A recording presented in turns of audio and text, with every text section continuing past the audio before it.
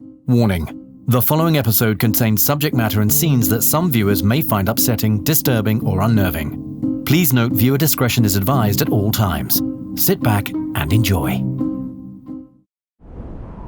Some say that Truth or Consequences is a place where people go to be forgotten. That it's a place where a man can rightly go about his business without the disruption of peering eyes and those of an inquisitive disposition. Others say that Truth or Consequences is a quiet place, a quaint spot able to cook up year-round postcard images of beautiful sunrises and pristine sunsets amidst a backdrop of our majestic mountains and shimmering lakes, enough to make any grown man or woman cry. Cut off from the rest of the world by 40,000 square miles of New Mexico desert terrain, people say that Truth or Consequences is the ultimate and only destination for like-minded strangers to live, truly live, without consequences. But they don't seem to have an awful lot to say for people who are taken to Truth or Consequences. Soon to be forgotten.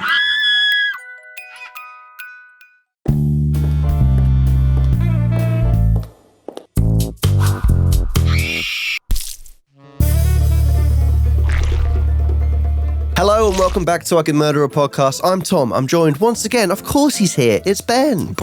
It's a chilly one this morning, sir. It is very foggy out there. It reminds me of Sleepy Hollow. Oh, Silent Hill. Yeah. Gorillas in the Mist. Or just Stephen King's The Mist. I've missed you guys. Okay. Bit unprofessional, but cheers, Dan. So, I mean, it's been a big week. We're getting used to our surroundings here at Boston Sound. Missing my dogs a little bit. They're not dead. But no, it's been a big week. We just surpassed 50,000 downloads on the audio platforms. Thank you very much, guys. Partying here. Yeah. Boo, boo, boo, boo, boo. No, but seriously, thank you. We do genuinely really appreciate it. Also, we've had a few more Patreons recently, which is great.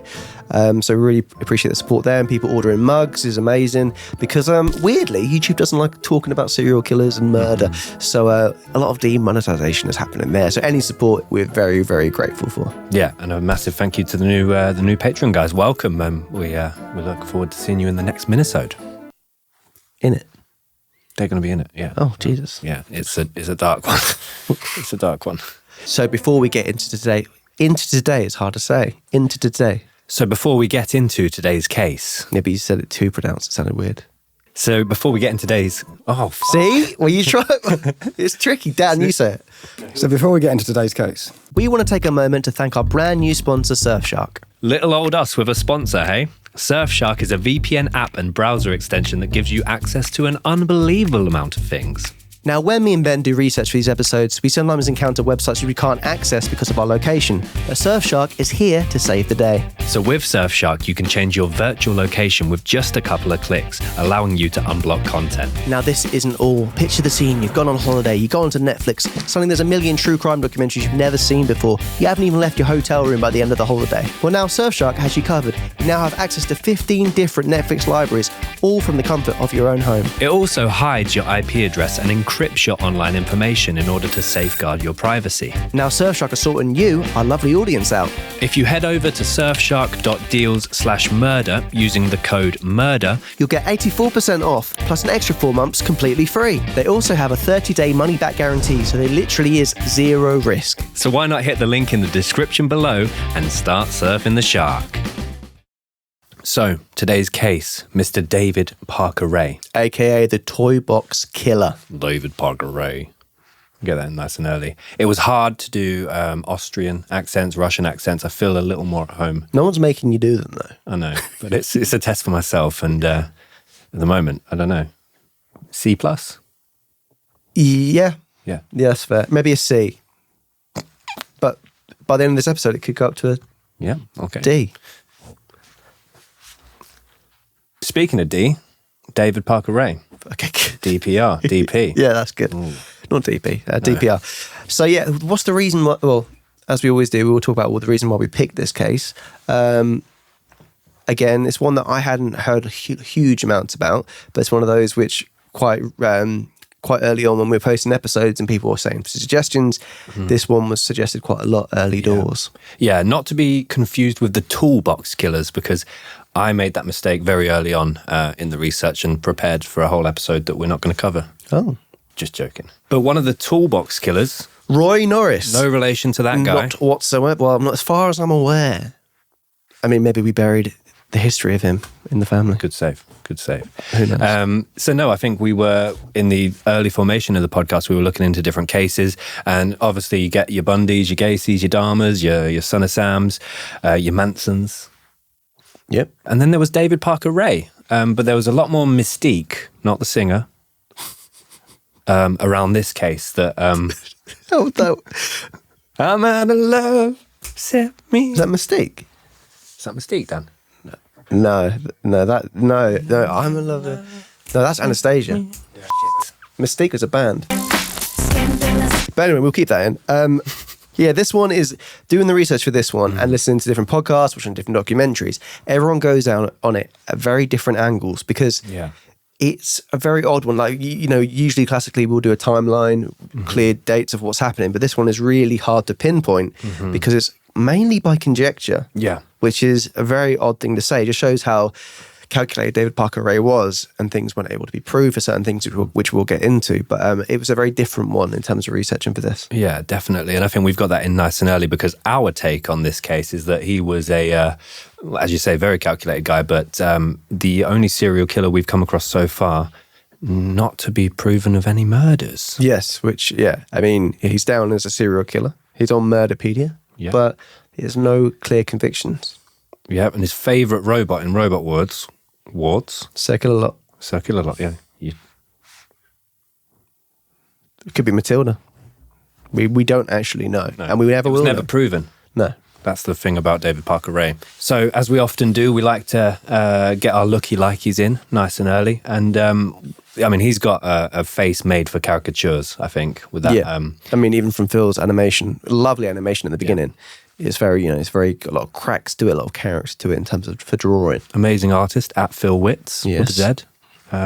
Throwing that out nice and early. But no, the instant lookalike I got was William H. Macy in the Wild Hogs form. Oh, I'm sure that is not the film he'd want to be remembered for. But I think that's a very good shout. Also for the British viewers, the third Chuckle Brother.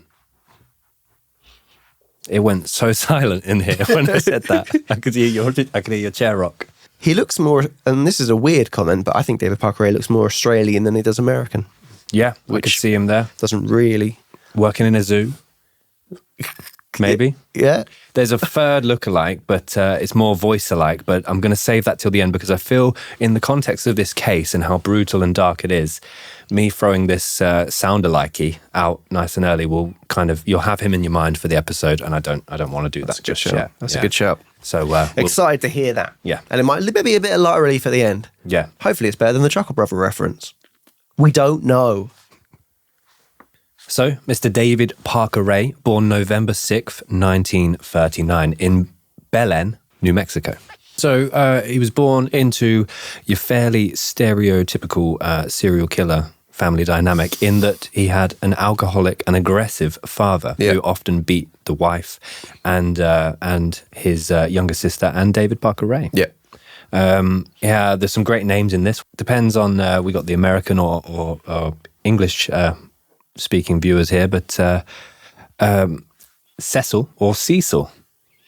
Cecil, we'll say. I'm going with Cecil, but a lot of the American podcasts are very pronounced on Cecil. But we're going with Cecil. Have you heard how they say Leicester? Leicester? Leicester. So we're going to stick with Cecil. Cecil. Okay, so his father was called Cecil and his mother was called Nettie. He also had a younger sister called Peggy. I said there were good names in this case, and I stand by that fact. They're good names for guinea pigs. If you have a guinea pig, you're struggling. Nettie, great name. Peggy. Cecil, yeah. Don't call it David Parker Ray. Maybe David Parker Hay. That kind of does work. It does kind of work. But it's their guinea pig, I guess. They can... I kind of feel like it's our guinea pig now. Oh. So as Ben mentioned, there's often quite some themes when the kids are growing up in these cases. His parents did divorce when he was 10 and he was sent off to live with his grandparents. When he was living with his grandparents, he would see his parents occasionally, obviously by themselves. And when his dad would come over, he would show him very violent pornographic photos and drawings, which would no doubt go on to influence him in his formative years. That's an interesting one, because if I haven't seen my dad for a while, it's just a hug and a catch up.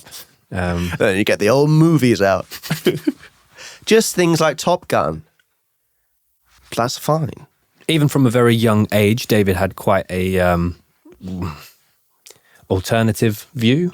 Well, even at the age of 10, being shown those images is very, this age of innocence, isn't it? And I think especially those kind of images, which is, associated with being a bit more sadistic and whatnot, it's very much going to influence you and your thinking, and like, especially if your dad's showing it, it's someone you trust and look up to.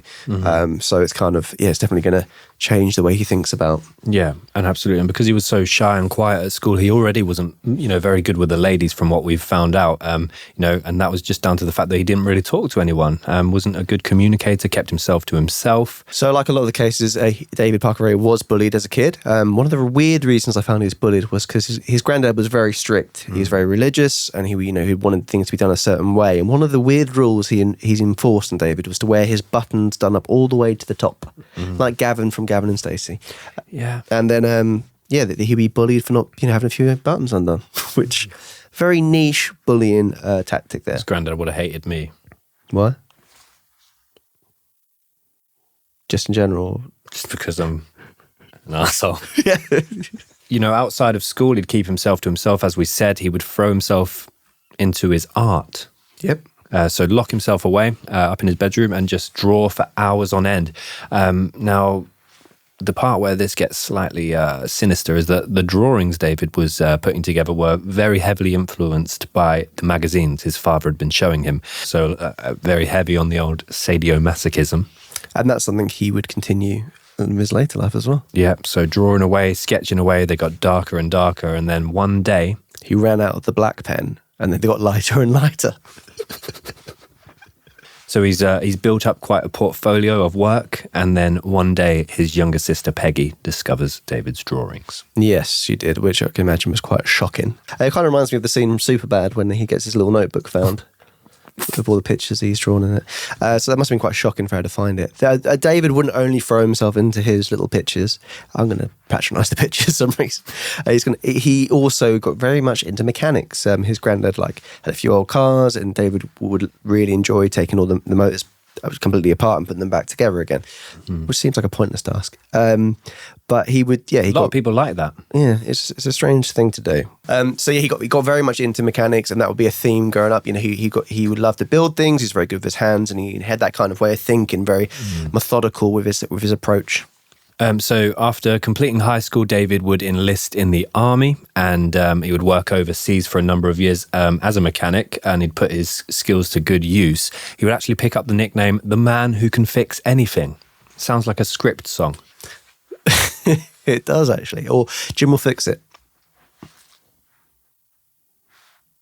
Similar to that. So after a couple of years in the army, he would receive an honourable discharge, and he would return back to America, where he would then kind of travel around a few different states. He'd never really settled down. And I think it was Alaska, we heard, Texas, New Mexico. So Ben, where did he end up? So after travelling around for a number of years, David settled on an area called Elephant Butte, which is several miles north of a really eloquently named town called Truth or Consequences. Elephant Butte is an unforgettable place. Yeah? Good memories, elephants. Very good memories. They never forget, Dan. He's got it. Elephants mainly, do you know where they come from? Tuscany. Carry on. Yeah, Truth or Consequences. So to me, that sounds like that could even be a good name for a game show or something. Well, it's funny you say that, Tom, because, well, there you go. Then the town was actually named as a result of a game show. Oh. I didn't know that. In the 1940s and 1950s, there was a very popular game show across America called Truth or Consequences, which was produced by Ralph Edwards, and this lasted throughout the 1940s and 1950s. And as part of one of the tangents that the game show went down, they sought a city that would take on the show's name. Yeah. And Little Hot Springs, New Mexico, was chosen as the winner. So officially on March 31st, 1950. Little Hot Springs. Sounds lovely. Sounds lovely. Or it sounds like a name for having pins and needles. Oh, I've got little hot springs in my feet. The other thing about Truth or Consequences is it was a very small town. It had a population of 6,000 and that's fallen. It's like, it was a very small place. It's the kind of place people go, not to be off the grid, because to be forgotten. Yeah, it's one of those where you are slightly, you're in your own community, everyone knows everyone, but you can kind of keep to yourself a little bit. Yeah, a lot of retirees live there. It kind of looked like in Grand Theft Auto 5, which I haven't played for many years, so I did have to do a little It's Google. fine if you still play it every day. Don't worry about it, man. It's where you meet Trevor, who's a bit of an interesting character, but it's also, then to give a better image, which we'll throw up, it looks like a town called Harmony on the map. And it's pretty much like for like. But Elephant Butte, very famous for its lake. Yep. Aptly named Elephant Butte Lake. It makes sense. But that attracted a lot of tourism to the town. People went there to camp, go on boating trips. Really, really nice if you get the chance to visit. But so that lake was it's 43 miles long, 200 feet deep. The largest body of water in New Mexico. There you go. So yeah, it's a very, that's right on your doorstep essentially, and it's a beautiful part of the world. But be careful, because New Mexico is the second most dangerous state in America. Bah, bah, bah. Yeah, the second highest murder rate. Number 1, Alaska, and that's where Parker Ray was before he moved to New Mexico, so...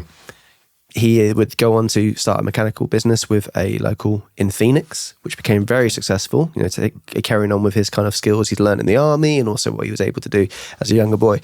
So he's earning a good amount of money from this. So he's got a bit of disposable income, and he's got a couple of properties, and he's got some cash on the go. He's also at this point built up a really good reputation in town for being the go-to guy. He'll help anyone out. Really likable.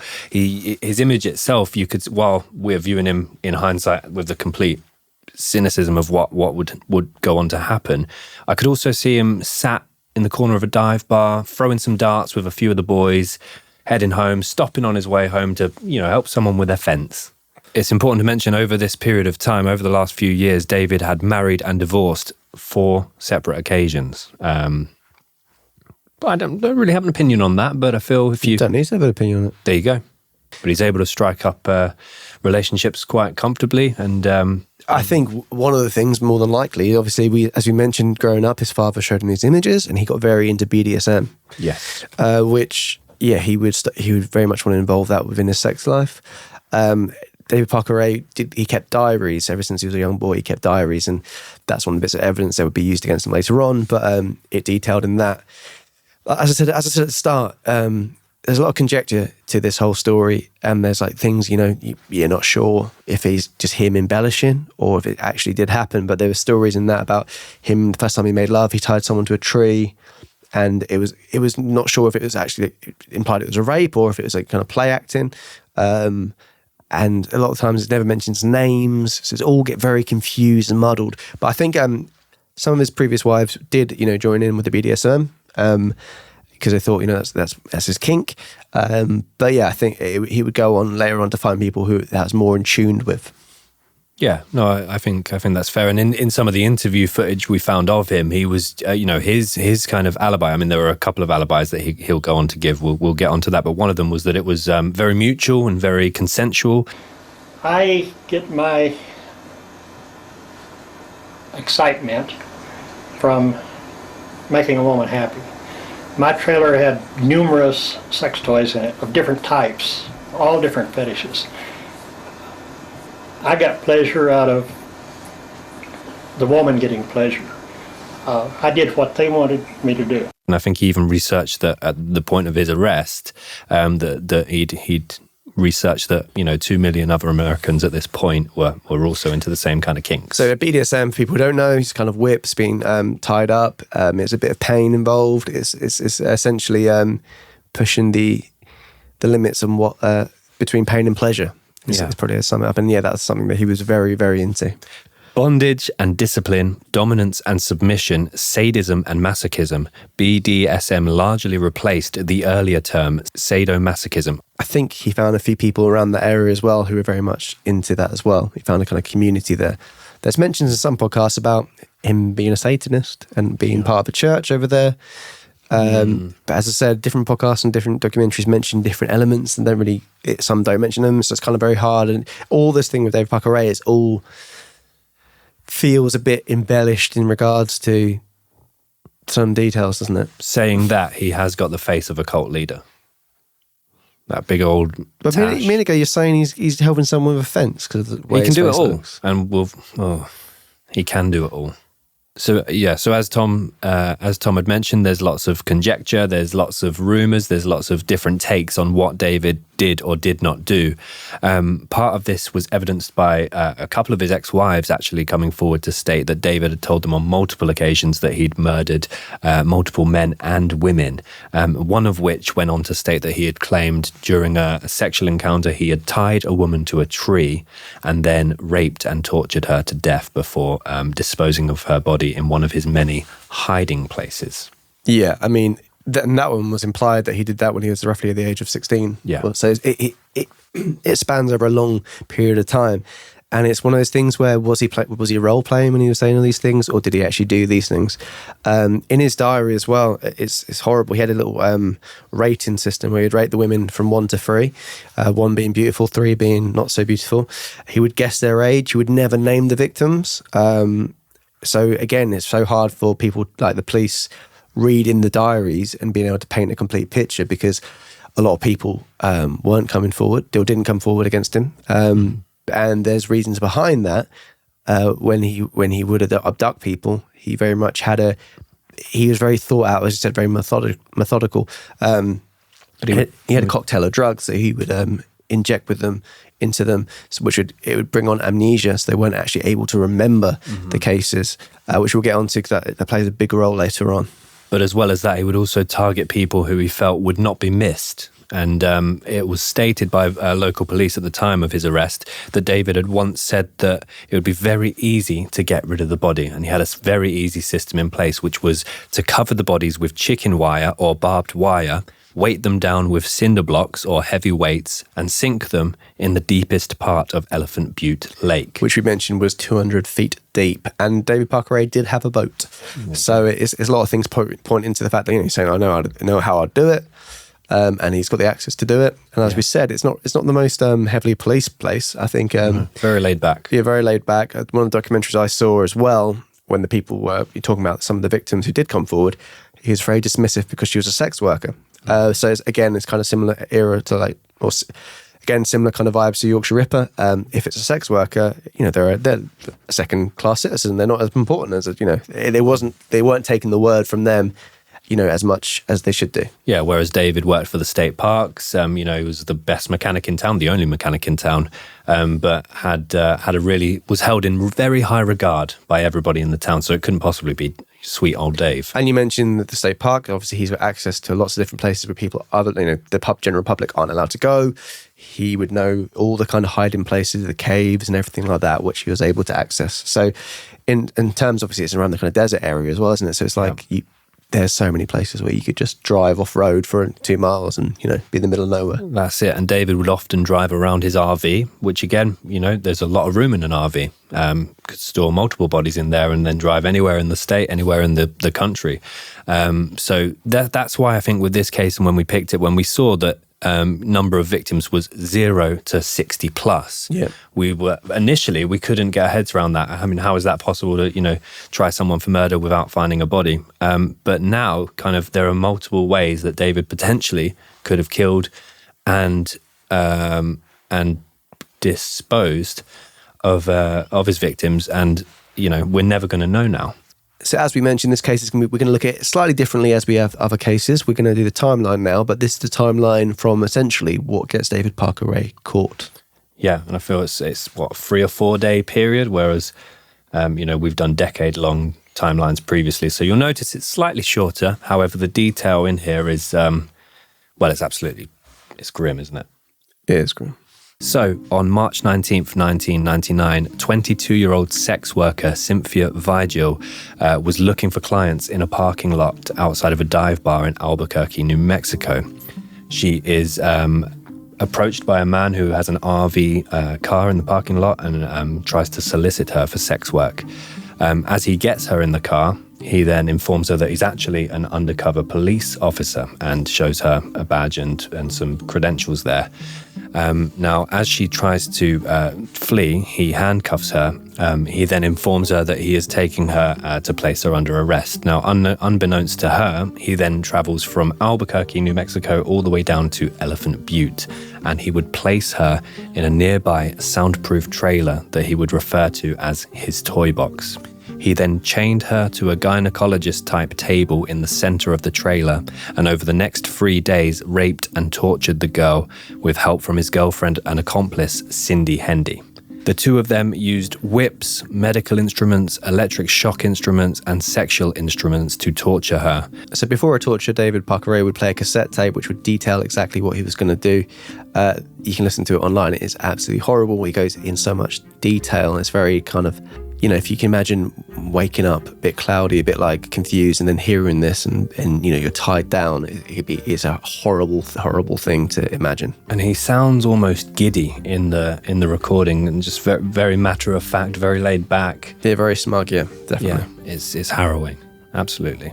Yeah, I'll just say, I'm not going to quote too much of it because it is absolutely horrible, but one of the things he says in it is, you probably think you're going to be raped, and you're fucking sure right about that. Our primary interest is what you've got between your legs. You'll be raped thoroughly and repeatedly in every hole you've got. It's absolutely horrible. Yeah, and then the one weird thing from it, which I found, is he seems to be very... I just found odd. This is an odd thing he says in here. The information I'm going to give you is based on my experience dealing with captives over a period of several years. So immediately he's admitting he's done this before. If a future date there are any major changes in our procedures, the tape will be upgraded. Why mention that? It's a weird thing to mention. It's just upgrade the tape. But there you go. Yeah, it's absolutely chilling to listen to it. There's a lot of YouTubers that have kind of done, because there's only certain sequences of the tape that David's actual voice is on in some of the documentaries that we've seen, but there's a lot of voice artists and kind of popular YouTubers that have done it, and we'll play some of it. It is absolutely chilling. Hello there, bitch. Are you comfortable right now? I doubt it. Wrists and ankles chained, gagged, probably blindfolded. You are disoriented and scared too, I would imagine. Perfectly normal under the circumstances. So on the cassette, Ray explained that she was only to refer to him as master, and any women that he had with him as mistress, and to never speak to him unless spoken to first. So throughout these 3 days, they would actually only use the toy box for its kind of, I hate to say this, the more of a functional purpose. Then between sessions in the toy box, they would actually hold captives within Ray's mobile home. So they would bring Cynthia to and from the toy box, and then in the meantime they would look after her in Ray's mobile home. And another interesting detail is that he promised to always keep them well fed and clean. He made them use a little potty thing for a toilet, and the bed had broken glass on, and a lot of times he didn't feed them. There's some cases where he didn't feed them for a few days. So yeah, that's just not true. So on March 22nd, 1999, 911 dispatchers receive a series of calls reporting a woman who was frantically trying to stop cars in Elephant Butte, as well as trying to break into various houses to get to receive help. The woman, who was actually Cynthia Vigil, was naked, barring a metal dog collar attached to her neck. So Cynthia had passed out from the pain, but she managed to later escape after Ray accidentally left a key ring on the nightstand. Cynthia was bashed on the head with a lamp by Ray's girlfriend, Cindy, as she was unlocking her chains and attempted to flee. She saw her opportunity and she made the run for it. So Cynthia finally finds a trailer in Elephant Butte with the lights on and goes straight up to the door and immediately begs for help from the people within. And she does then receive this help. And we'll play the 911 call now. Yes, I'm calling for a young lady that ran into the house. She says she's just been raped. She's got her chain on her and everything. She's someone right away. This lady's naked and everything else. She said they've been holding her for 3 days.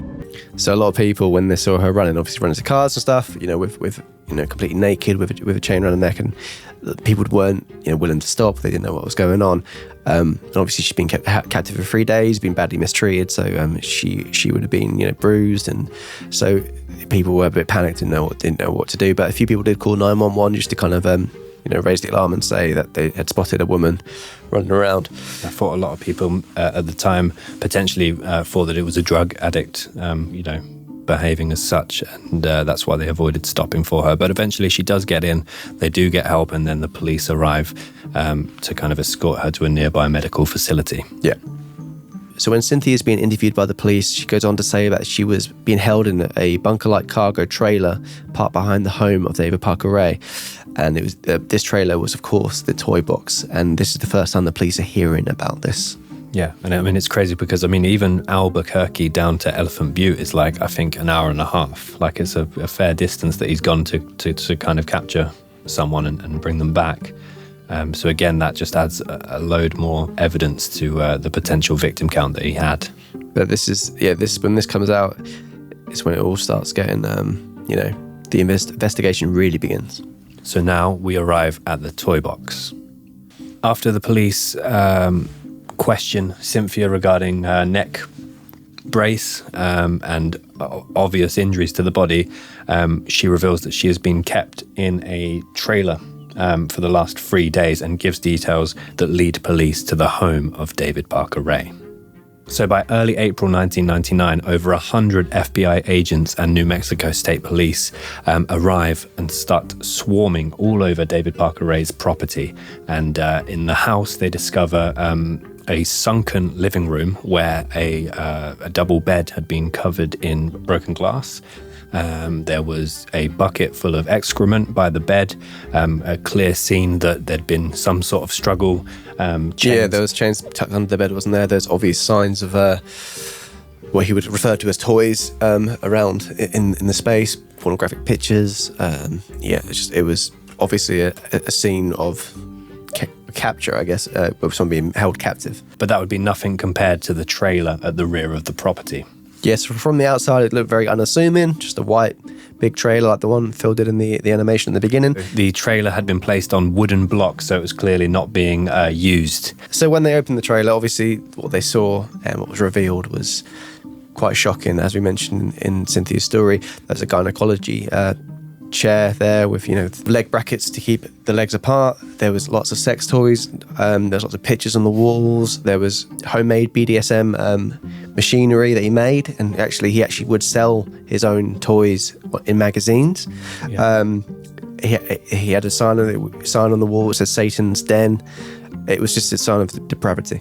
Yeah, another couple of signs, the bondage room, and another one which was kind of interesting in comparison to the other two. Would you piss off? I'm rather busy. Yeah. Mm. So he still had his own drawings on the wall of the kind of things he was going to do to the girls when they're captured. And he had some video cameras set up strategically in there, so they could kind of see. The girls themselves could see in the monitor what was happening to them. Yeah. Dildos with spikes attached. It was it just looked like hell. Yeah, you try and imagine the worst possible environment, and even then when you see footage, which we'll put some of it up, it's absolutely terrifying. I mean, we mentioned David Parker Ray was the only mechanic in town. Well, they actually had to call the only locksmith in town to pry the unit open. And yeah, upon discovering that, I think even the most seasoned of FBI veterans were kind of taken aback. And it wasn't cheap either. David Parker Ray did have his mechanic business in Phoenix, which he ran with a colleague, and he had a lot of money, as we said. And he spent over £100,000 to build this toy box. So there's lots going on in there, and lots of money spent just to live out his fantasies. So yeah, it's a real sight to see, and I know a lot of the people who were investigating it couldn't bear being in there for a long period of time. It was alleged 11 days after Parker Ray was arrested, Agent Patty Rust spent 4 days within the toy box. And we don't know if this is linked or not, but would go on to take her own life. She had actually been spending time in there making detailed drawings of all the devices and instruments. And what's the benefit? I mean, because obviously there's photos and everything of it, so what's the benefit of drawing them on? I don't know. I don't know. All the things that they saw in there backed up everything Cynthia was saying. As we mentioned, they were listening obviously to Cynthia, but as a sex worker, they kind of thought, is she on drugs? Is she making all this up? Obviously, she had a cocktail of drugs within her anyway in the system because of David Parker Ray, what he'd used on her. But this all kind of lined up with exactly what she was saying.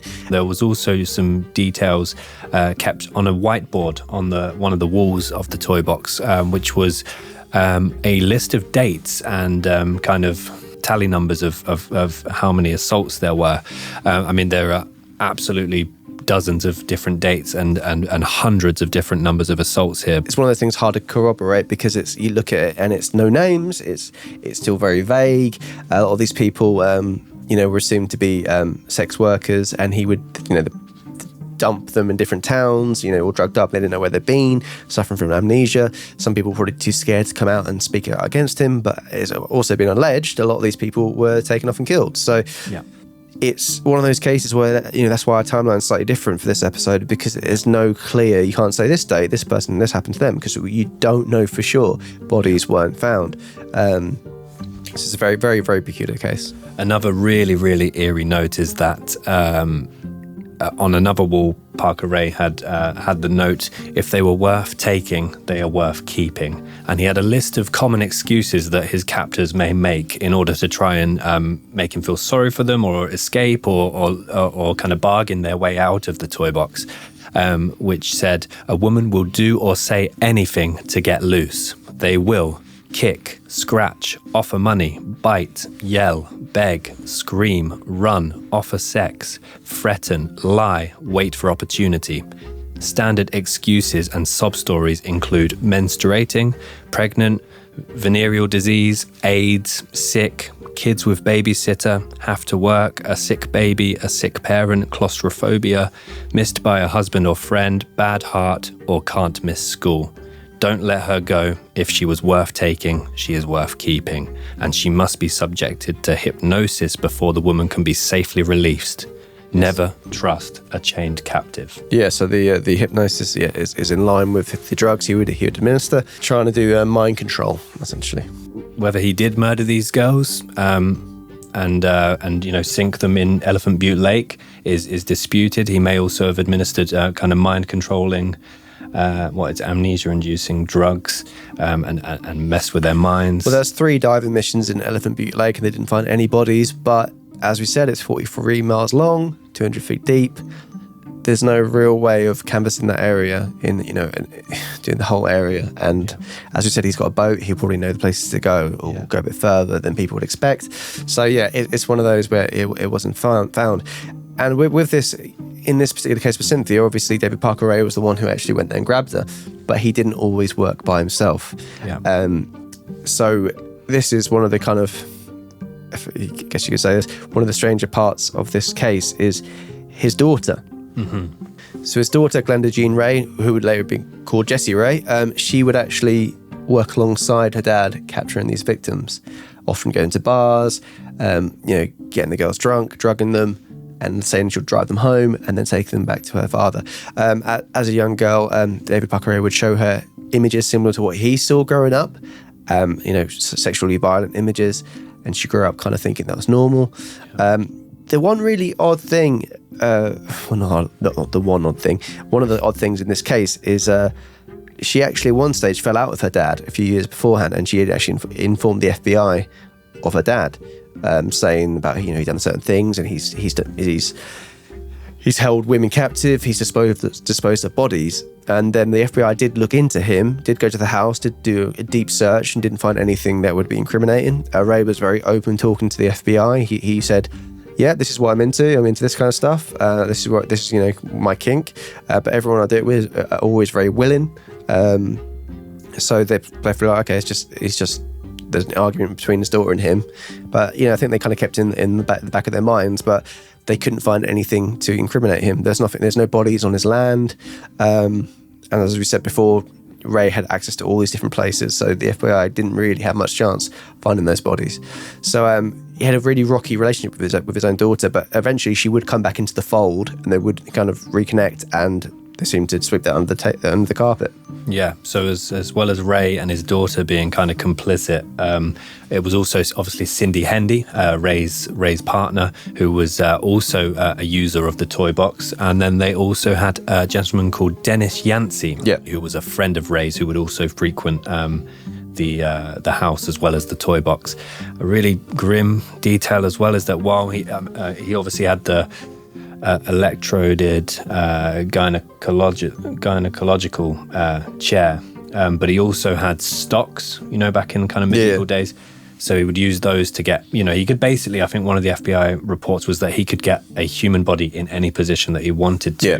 And one really, really grim detail that I read was that he would also bring his dogs into the toy box and encourage the dogs to also rape his captives, which is just... Yeah, so crossing into bestiality there as well. And one of the big things they found in here, as we mentioned, there's a video camera in there. There's a tape within that video camera. And at first when they're watching it, it's David Parker Ray just kind of showing, demonstrating, kind of discussing what the things are. Yeah, very procedural, just like it was in his the transcripts. And then it cuts to someone tied up on the gynecological chair. Yeah, it's a horrible cut. Yeah, it's a horrible cut, and the face is covered. So essentially, looking at it's a white woman. That's essentially all you can kind of get from the image. His diaries, obviously, as I said before, they don't actually say names, so you can't go, oh, that's this person. The one thing they did spot though was on the leg, on her ankle, there was a tattoo. And this footage, it wasn't HD. It was it was a home video camera, so it was very fuzzy. But the FBI were able to take from that image, and it was quite a noticeable tattoo. Yeah. It was a tribal swan, which isn't very common, and especially tribal swan, the position of where it was. So they wanted to find out, who this tattoo belonged to. So in regards to the tattoo, that was the FBI put that in public. A woman did recognise it, and this woman was called Kelly Van Cleave. She had no recollection whatsoever of being kidnapped or being raped, but she did have very vivid nightmares of being duct taped, being trapped. Once the FBI did start speaking to her, though, everything started flooding back into her memory. She did remember the night beforehand, and she was in the local area, and she remembered seeing Jessie, David Parker Ray's daughter, and then she just remembers being brought back to their house after being promised she'd be taken home, and she remembers being sitting on the sofa and then being David Parker Ray coming in and then being injected. And she also remembers, this is the creepy thing, once he was administrating the drugs, David Parker Ray said, "You're not going to remember a fucking thing about this little adventure." So that's terrifying. It is, yes. The story about Kelly Van Cleave, she went out a night out with her friends. She's recently married, and she wouldn't return home for a few days. Her husband at the time, I think she should have gotten with her mother-in-law very well anyway, but her husband was really worried and really jealous, and he didn't know where she was, and he assumed that she'd gone out, maybe went to another man's house. And 3 days later, she was dropped off by someone from the state parks. And, she went in and she looked a bit worse for wear. She wasn't a big drinker. And then, the husband had enough and he broke it off with her there and then. It was actually the mother-in-law who originally saw the tattoo from the FBI being made public. And then she kind of alerted Kelly Van Cleave about it. And she set forward the other thing that really sent chills up the spine of the mother-in-law was when she saw the picture of David Parker Ray. Yeah. Then she realised who was the person driving the car that dropped her off. It's David Parker Ray. So putting one and one together, she realised, that she wasn't out there, playing away. She was held captive by David Parker Ray. And that begs the question, if she couldn't remember any of this until she first saw these images or was prompted to by her mother-in-law, how many other women could he possibly have done this to, or they possibly have done this to? Well, I mean, as we said, it's alleged 60 people that he's possibly killed. In terms of torture, I know it's been a number thrown around there, about 30 people estimated that he's had in there. So yes, lots of people. And yeah, it was just a case of that tattoo and the FBI making that public is what happened, made Kelly Van Cleave come into the fold. It's another testimony against him, and this was enough to then take him onto court. So throughout the investigation, Ray would continually plead that he had, and it's quite an elaborate excuse that he tried to give, but he claimed that he was forming an intervention, and that people that he had in the toy box, particularly Cynthia, was a heroin addict gone cold turkey, and he was simply trying to intervene and wean her off the drugs. And he kind of stuck with that story throughout the case. Well, as you mentioned, he was a fairly respected member of the general, of the local area, and also there were sex workers, and I think Cynthia did have a history with drugs. So I think if you're one of the people, you could possibly believe that. Whereas, again, it's easy, like all these cases, it's easier to believe that than to think about what's really happened. Yeah. And another thing, I said a lot of this is alleged. There's even alleged that there were sex parties who'd throw and show off the people he had caught and they kept in there. I mean, the way I can only imagine this would happen is he's drugged them up, the girl, so they're not saying anything against him, and then bringing people over to show off what he's doing. And it's even alleged that could even involve local law enforcement that he brought back. That's absolutely crazy. And I mean, to back up, the reputation David had in the town, I mean, his employers kept him on paid leave while he was being investigated and while he was on trial. They were so convinced of his innocence that they were like, oh, well, we'll keep paying him, keep him on leave. He'll be back, once this all gets proved to be incorrect. And that's kind of just the reputation he had in town. So now they've got Cynthia and Kelly's word against David Parker Ray, and that's enough to take them to court. So throughout the court case, David and his accomplices maintained the kind of story that they were just simply intervening and acting as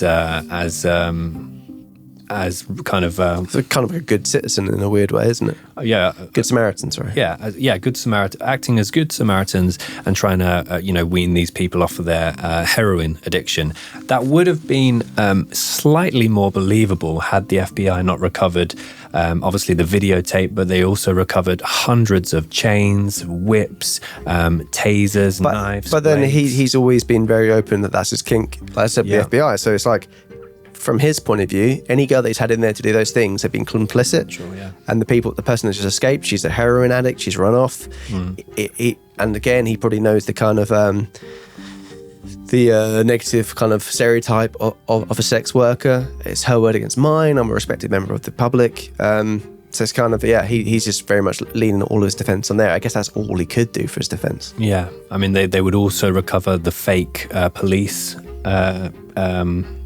badge as well as identification slips. One really horrible image that they recovered was a whole ponytail just in a bag. Yeah. So hundreds of whips, chains, tasers, knives, blades, mechanical instruments, most of which were homemade. I think there was electrodes. The chair itself was rigged. Contraptions with mechanical dildos. It was again though, but still, if his story was true, then those things could all be used in a complicit manner, so it can't be used against him, because it's like, okay, well, that's it's we've not really covered a case like this, have we? No, because if there was no bodies there, all they had was Jesse Ray once said to the FBI that he's done these things. The other also interesting thing is his colleague at the mechanics where he owned the company with, he got very, very scared of David Parker Ray. It was alleged that he was thinking of leaving the company, selling his half the business, and then he started getting really, there's a lot of arguments with David, and then he said to a few of his colleagues there, if I go missing, call the police. I think and he was he did go missing. Like a little while after, his body was never found again, so there's no proof there. But there's obviously, David could just turn and become a very angry man. But apparently, as a parent, he was very chilled out. He wasn't angry, wasn't violent. He showed obviously very indecent images to his kids, but it's very interesting. But going into the court case, there was nothing. Well, there. just before we do, actually. What? It's interesting, obviously, you mentioned the mechanics, because in the documentary, in one of the documentaries we watched in the build-up, there was a colleague of David's that was interviewed, and bless him, this is the sweetest. It was hard not to like this guy, but he was just completely spellbound by David, and he was even like in the documentary. His name's Phil Sanchez. We'll pop a little photo up. But even in the documentary, he was kind of proudly walking around one of the garages, going, and this was David's car. Not like that voice, but he was smiling. This was David's car. He actually showed this was the haunting part. An instrument that David had made specifically for the purposes of catching snakes, and he had handwritten on the handle "snake catcher." He also had a contraption made in the toy box called the leg spreader. So with the publicity surrounding the arrest of David Parker Ray, obviously had a really good reputation in the town. They really couldn't believe what was going on. Another woman came forward with a similar story, and this was Angelica Montano, who was an acquaintance of Ray's, who, after visiting his house to borrow cake mix, of all things, David was known as the guy that helped everybody. I'm sure he had a spare. His daughter told her that he had spare box of cake mix. Yeah, all adds up. However, before she could leave with the cake mix, she had been drugged, raped, and tortured by Ray before being left in the middle of a highway out in the desert, which is a horrible image. She was then found by police, but there had been no follow-up in her case. Yeah, she spoke to the policeman in the car and said I had the craziest 3 days, very kind of blasé about it. But the way she kind of said it, the police didn't really think too much of it, because they just thought it's it sounded. She said it so calmly. It was very, very odd. Yeah. But with the court case, essentially Kelly Van Cleave gave a testimony. She spoke to the jury and said what happened to her. But because she had been so heavily drugged by David Parker Ray, and she couldn't remember every detail. She couldn't remember the tape being played. The tape wasn't allowed to be used as evidence within the first court case. So without any bodies, with having David Parker Ray saying his motive, he's saying the reason why I did it was because I was trying to get them unhooked on heroin, and also the people I did have sex with, they were complicit, and there was the tape wasn't able to be played because the tape says I've held many people captive. It literally says word for word, essentially what he's doing is wrong, and he's done it to multiple people. They weren't allowed to play it. The judge said no, you can't play that, and then he was found not guilty in the first court case. Yeah. A decision was made to try the cases involving Ray's attacks in 3 separate trials. One for his acts against Cynthia Vigil, one for those against Angelica Montano, and one for those against Kelly Van Cleave. Trial 1 resulted in a mistrial and retrial, with a conviction in the retrial on all 12 counts. So yeah, with that reconviction, the new judge and the new jury played the tape. And that was apparently the big difference that happened. And it only took 5 hours to get a verdict there. And the verdict was 224 years in prison. Montano sadly died before trial 2, so there were no convictions made there. And in trial 3, Ray agreed to take a plea bargain in which he was sentenced in 2001 to, as Tom said, 224 years in prison for numerous offences in the abduction and sexual torture of 3 young women. Yeah, but as we said, there was no bodies there. So the only sign of a murder being in place was when one of his accomplices, Roy Yancey, did say under instruction from David Parker Ray that he was made to kill his ex-girlfriend, Marie Parker, but the body was never found. Roy Yancey pleaded guilty to that. But the body, Roy Yancey tried to bring the police to where the body was dumped, but they couldn't find the body, and he believes David Parker Ray had moved the body. So it's a really strange one. This case is labelled as a toy box killer, because it's the first case, I think. Well, it's the only case we've done where there's been murder involved, and there's no body. Yeah. So as well as David Parker Ray being sentenced, his daughter, Glenda Jean Ray, or Jessie Ray, was also tried on charges of kidnapping. She was sentenced to 2.5 years in prison with an additional 5 years to be served on probation. This is the crazy part. So you talked about Yancey and what he had been alleged to have done and convicted of doing, In 2010, he was paroled after serving 11 years in prison, but the release was delayed by difficulties in negotiating a plan for residence for him. 3 months after his release in 2011, Yancey was charged with violating his parole, and he was remanded to custody, where he is to present day. So he's back in jail. In the year 2000, Cindy Hendy, an accomplice who testified against Ray, received a sentence of 36 years for her role in the crimes. She was scheduled to receive parole in 2017, but she was released on July 15, 2019, after serving the 2 years of her parole in prison. That's crazy. So she's back out in public. Like we said with a lot of these cases, not that she was for. I mean, David Parker Ray obviously showing her all these things. I'm sure that there will be. I'm not excusing what she did on whatsoever, but I'm sure there'll be some amount of threats from him in regards to if you ever say anything. I've got rid of all these bodies before and no one's ever found it. No one will ever find your body. I assume there was some kind of conversation like that. But yeah, I mean, it's crazy that she seemed very complicit from everything we've heard.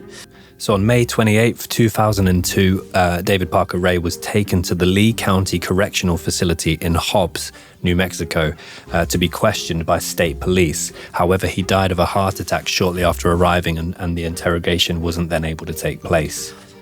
Yeah, that timing of that is absolutely baffling.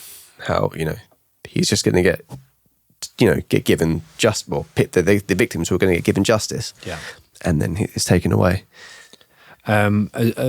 He's kind of, all of the secrets have gone to the grave with him. We'll never know if it's 0 or if it's 60. Obviously a lot of the evidence points to it being beyond 60, but we can't prove anything. Yeah. They can't prove anything. Sorry, we're not. Like we say, that it's a lot of allegedly in this episode. There's a lot of conjecture. There's lots of things that he's written up in stories which could be embellished. It's a lot of trying to make sense of what's out there, really. Yeah, I mean, almost 20 years later, in 2016, they did find bone fragments from a human leg from a part of Elephant Butte Lake that had dried up. However, they couldn't link it to anyone at all.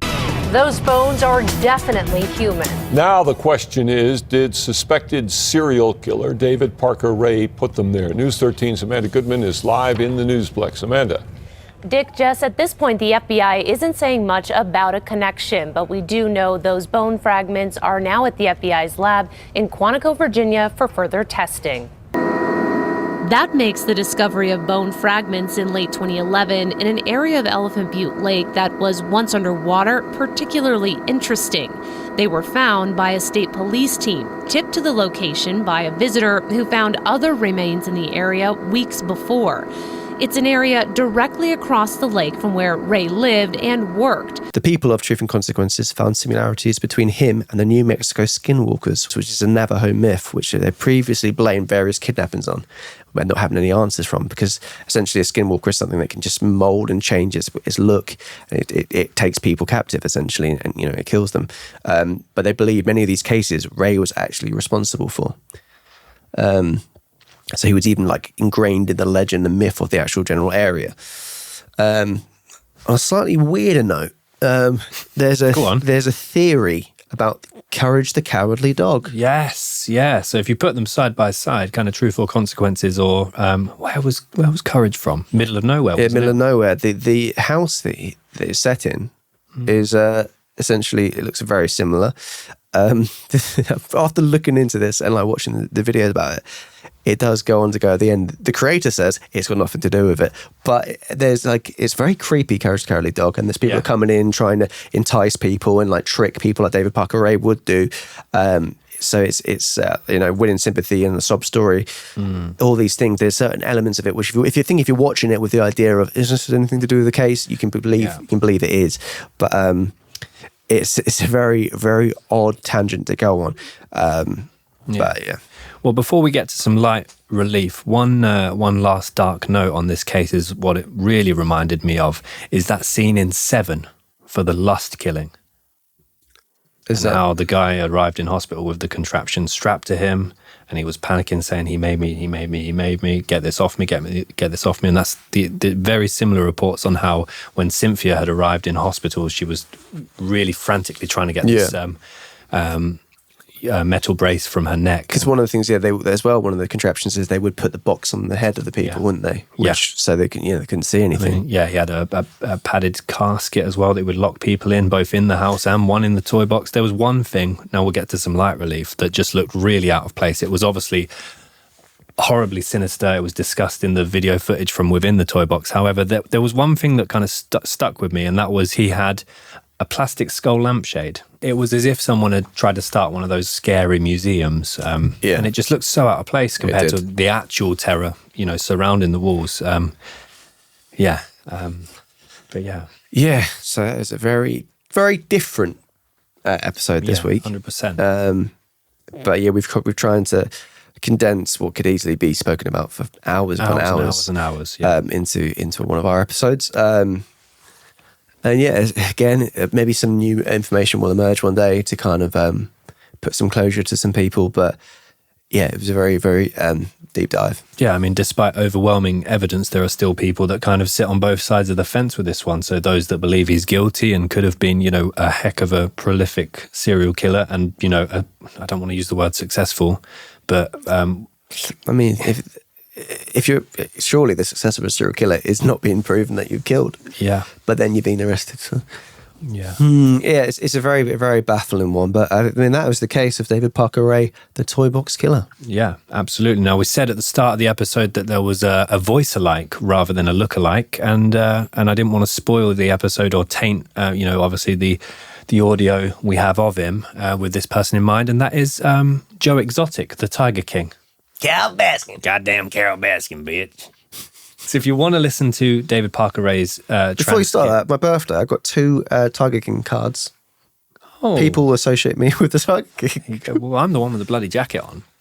Is that Tiger King? More and they haven't seen it, and it wasn't your birthday. When I'm making it about me. You guys, come over.